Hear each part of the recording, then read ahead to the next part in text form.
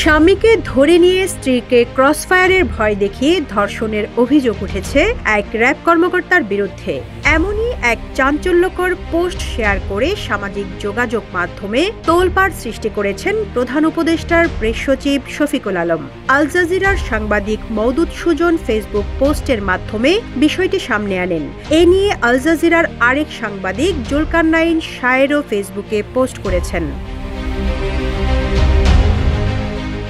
আল জাজিরার সাংবাদিক মওদুদ সুজন ফেসবুক পোস্টে লিখেন, গুম হওয়া স্বামী বলছেন পবিত্র শবে কদরের দিন রোজা ভাঙিয়ে ধর্ষণ করা হয় তার স্ত্রীকে। এর আগেও ৩ বার ধর্ষণ করা হয়েছে স্বামীকে ক্রসফায়ারের ভয় দেখিয়ে। পোস্টে আরও লিখেন, শেষবার ধর্ষণের পর স্ত্রীর মানসিক অবস্থার অবনতি হয় এবং কিছুদিন পরে মৃত্যুবরণ করেন। কোটি মানুষের আস্থার ভালোবাসায় 11 বারের মতো দেশের 1 নম্বর রেফ্রিজারেটর ব্র্যান্ড ওয়ালটন।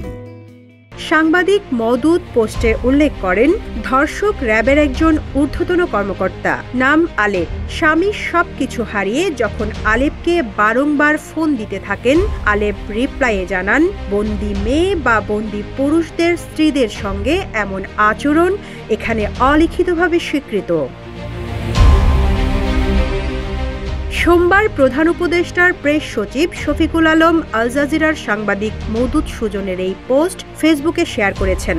ক্যাপশনে উল্লেখ করেছেন, মানুষ কতটা নিচুতে নামলে নিজের মা, স্ত্রী, মেয়ে থাকা সত্ত্বেও একজন বন্দির স্ত্রীকে এমনভাবে ট্রিট করে। এই র্যাব কর্মকর্তা আলেপের বিচার সবার আগে হওয়া উচিত।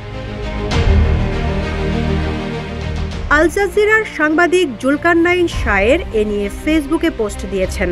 ছাত্র জনতার অভ্যুত্থানের পর এই আলেপ উদ্দিন বেশ বহাল তবিয়তেই দিন কাটাচ্ছিলেন। এসবি থেকে বদলি হয়ে রংপুর মেট্রোপলিটন পুলিশে।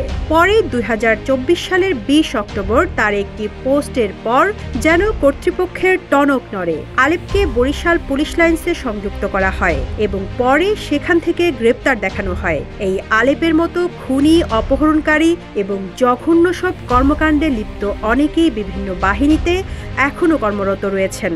তাদের চিহ্নিত করে যথাযথ পদক্ষেপ নেওয়া জরুরি বলেও মন্তব্য করেন আল জাজিরার সাংবাদিক জুলকারনাইন শায়ের।